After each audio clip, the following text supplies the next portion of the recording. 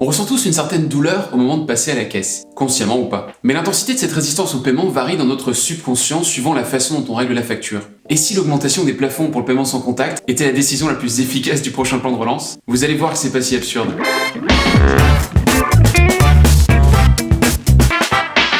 Je peux pas vous parler cette fois d'une vraie expérience originelle qui aurait défini un avant et un après, s'agissant de comprendre nos résistances internes au paiement. Vous allez voir que vous allez sans doute trouver que tout cet épisode enfonce des portes ouvertes. Pourtant, aussi efficaces, connues et simples que soient les tactiques dont on va parler, elles sont surprenamment peu utilisées. Je vais vous parler pour commencer d'une expérience menée par Richard Shotton et Gabriel Obday à la sortie de plusieurs cafés-restaurants londoniens. Dès qu'un client passait la porte, il lui posait 3 questions. Combien est-ce que vous avez dépensé? Quel moyen de paiement est-ce que vous avez utilisé? Et est-ce qu'on peut voir votre ticket de caisse? Pourquoi tu veux savoir ça? T'es de la police. Ce que les chercheurs voulaient déterminer, c'était l'écart entre le montant annoncé et le montant réel de la facture. Et ensuite de voir le lien éventuel qu'ils pouvaient faire entre cet écart et le mode de paiement. Et le moins qu'on puisse dire, c'est que les résultats parlaient d'eux-mêmes. Quand un client avait payé en liquide, il surestimait sa facture de 9%.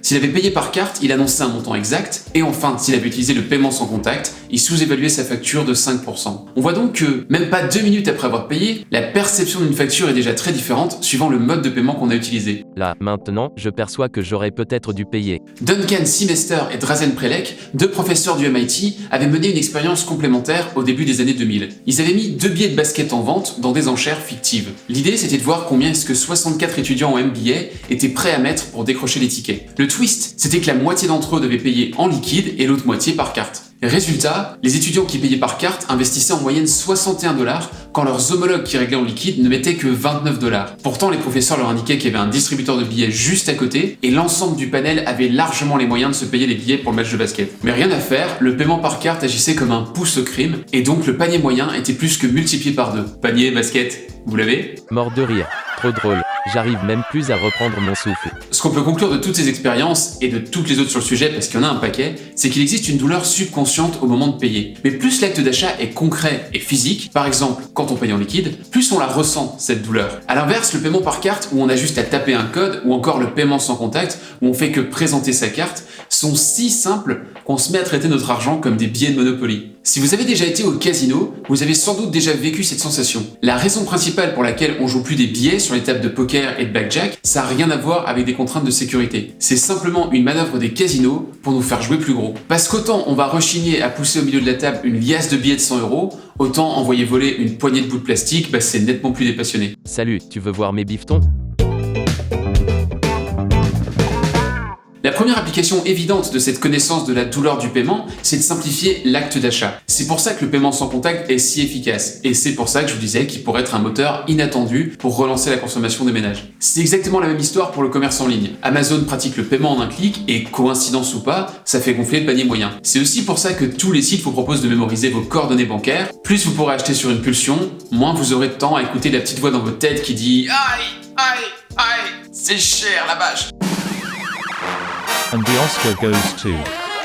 Dans le même esprit, vous avez cette bonne vieille tactique des restaurants gastronomiques. Une carte sur 2, généralement celle de madame, c'est pas moi qui suis sexiste, donc me tapez pas dessus, ne mentionne pas le signe euro. Franchement, vous pensez que ça peut marcher un truc pareil? Eh bah ouais. Une étude de l'université de Cornell a montré que d'enlever le symbole monétaire boostait le panier moyen de 8% en moyenne. Et enfin, vous avez une tactique encore plus vue et revue, celle du prix d'arty. Au lieu d'afficher un produit à 40 €, vous le vendez à 39 €. Ce qui est incroyable avec cette tactique-là, c'est qu'elle a elle-même forgé un biais cognitif additionnel en nous habituant à l'association se termine par 9 égale bonne affaire. Il y a une étude assez marrante à ce sujet de l'université de Chicago. Ils ont mis en vente une même robe sur 3 panels représentatifs. Sur le panel témoin, ils la vendaient à 39 €. Sur le deuxième panel, elle était 5 € plus chère à 44 €. Et enfin, dans le troisième cas, elle était 5 € moins chère à 34 €. Résultat, les meilleures ventes ont été faites dans la version à 39 €.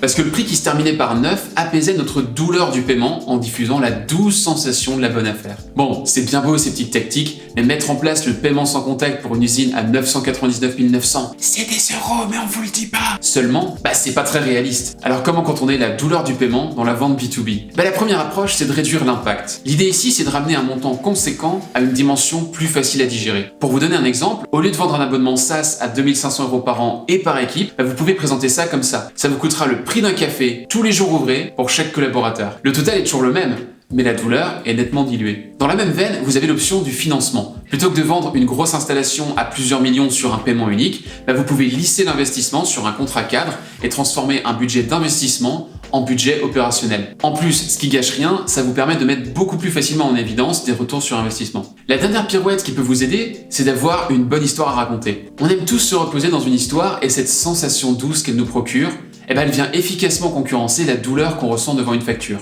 Les études montrent que les offres promotionnelles classiques, pour 2 achetés le 3e offert ou tout à moins 50%, n'apaisent pas les acheteurs. Au contraire, c'est ça qui a fait de nous des professionnels de la réduc, toujours en quête de la prochaine promo. Alors bien sûr, ça marche un peu, mais il faut aller toujours plus loin dans l'outrance pour atteindre le fameux pattern interrupt. À l'opposé, quand on donne une explication à une promo, c'est nettement plus reposant pour nos méninges. Et nos biais cognitifs sur la causation et la douleur d'achat se compensent un peu, on en devient des consommateurs apaisés. Une étude de la Kellogg School a par exemple comparé l'efficacité de 2 types de promotions sur des voitures. Dans le premier cas, on disait aux clients qu'ils allaient avoir droit au même prix que les employés du garage, on racontait une histoire, et dans le deuxième cas, on leur donnait un rabais plus important, mais sans rationalisation. Et alors qu'elles étaient moins intéressantes financièrement, les premières promos étaient beaucoup plus efficaces que les deuxièmes.